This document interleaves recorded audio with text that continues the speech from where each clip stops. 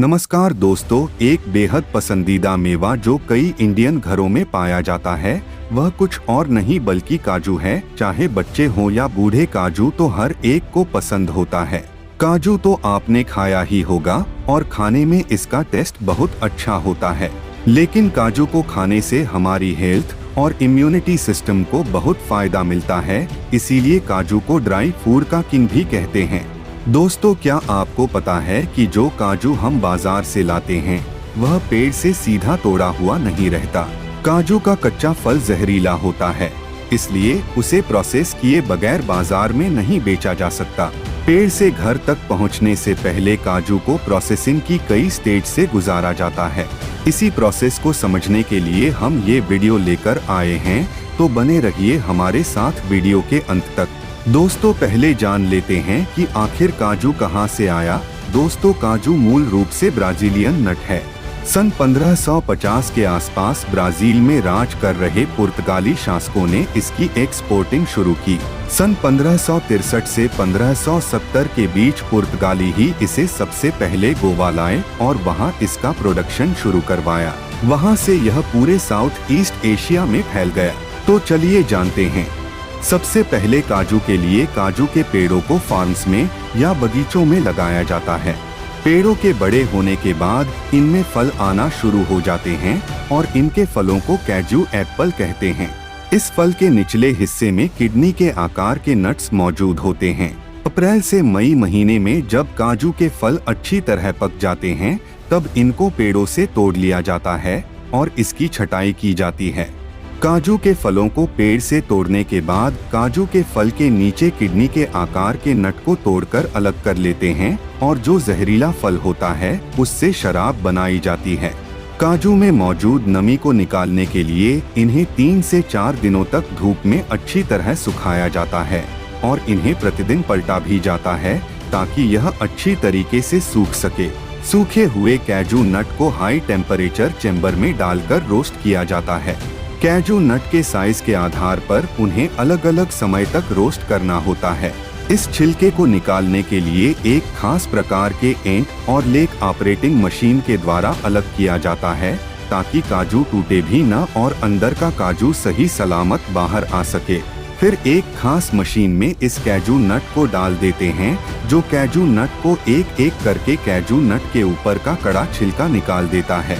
काजू के खोल के अंदर एक चिपचिपा एसिड मौजूद होता है। ये एसिड इतना खतरनाक होता है कि ये किसी भी प्रकार के इंसान की स्किन को जला सकता है और इससे इन्फेक्शन भी हो सकता है। शरीर के अंदर जाने पर ये नुकसान भी कर सकता है, इसीलिए ये काम वर्कर्स हाथों में ग्लव्स पहनकर करते हैं। कैशू नट को हीटिंग रूम में डालकर 70 से 85 डिग्री सेल्सियस तापमान पर गर्म किया जाता है, जिससे काजू में मौजूद चिपचिपा लिक्विड सूख जाता है और उसका असर भी खत्म हो जाता है। काजू का कड़ा छिलका उतरने के बाद काजू के ऊपर एक और पतला छिलका मौजूद होता है। इन सभी काजुओं को इस पीलिंग मशीन में डाल दिया जाता है जो ये सारा छिलका साफ कर देता है और कई जगह हाथों से ही छोटे छोटे चाकुओं की मदद से छीला जाता है, जिससे काजू का ऊपरी छिलका भी निकल जाता है। अब काजू की छटाई की जाती है। काजू के साइज, कलर और सेफ के आधार पर काजू को अलग अलग कैटेगराइज किया जाता है और इन सभी का अलग अलग कीमत निर्धारित की जाती है। काजू की पैकिंग से पहले इनको सुगंधित धुएं से गुजारा जाता है, फिर एक क्लीनिंग लाइन में उसमें मौजूद छोटे छोटे कचरों को साफ कर किया जाता है। पैकिंग के समय फिर काजू की छटाई की जाती है। काजू को पैकेट में डालने के बाद पैकेट से सारी हवा निकाल दी जाती है और उसमें नाइट्रोजन गैस भरकर पैक कर दिया जाता है। नाइट्रोजन गैस के कारण काजू ज्यादा दिनों तक सेफ रहता है। अब काजू बाजार में बिकने के लिए तैयार है।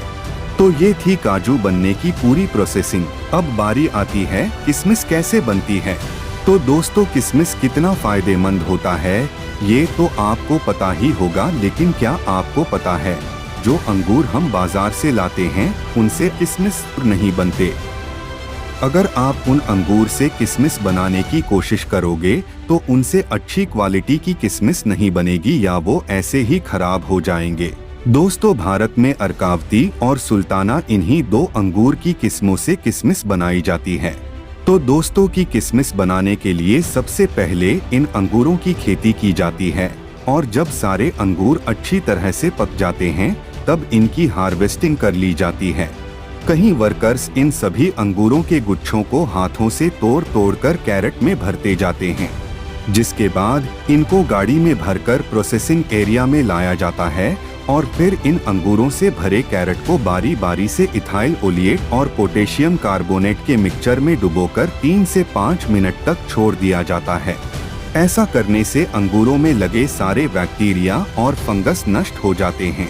साथ ही इस केमिकल में डुबाए जाने के कारण से इनका रंग सूखने के बाद भी खराब नहीं होता है और इन केमिकल की वजह से अंगूरों की सिकुड़ने और सूखने की प्रोसेस भी काफी तेज हो जाती है और ये सड़ते भी नहीं हैं।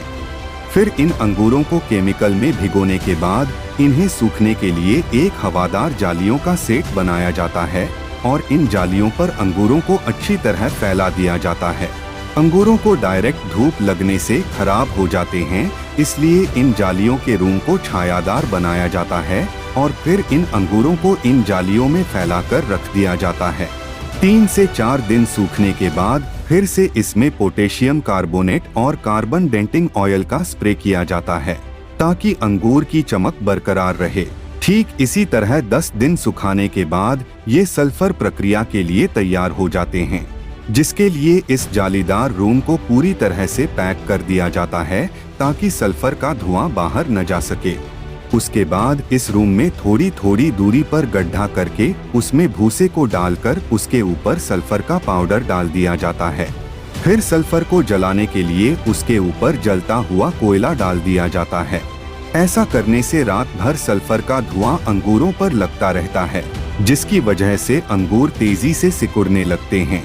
इसके बाद अगले दिन रूम को खोल दिया जाता है और फिर अंगूरों को 4 से 5 दिन सूखने के लिए छोड़ दिया जाता है और जब सभी अंगूर सूखकर पूरी तरह किशमिश बन जाते हैं तब इन किशमिश को निकालकर कैरेट में भर लिया जाता है। इसके बाद उनकी सफाई करने के लिए इन्हें प्रोसेसिंग फैक्ट्री में लाया जाता है।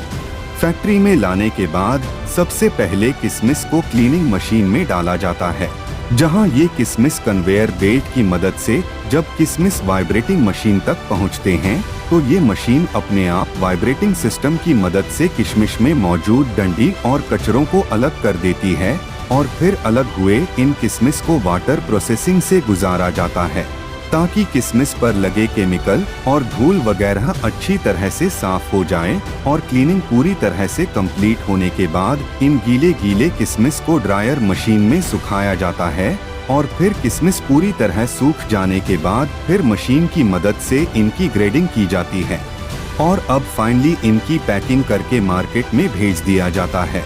यह थी आज की हमारी जानकारी। कैसी लगी कमेंट करके जरूर बताइए। यदि आप चैनल पर नए हैं तो सब्सक्राइब जरूर कर ले। धन्यवाद।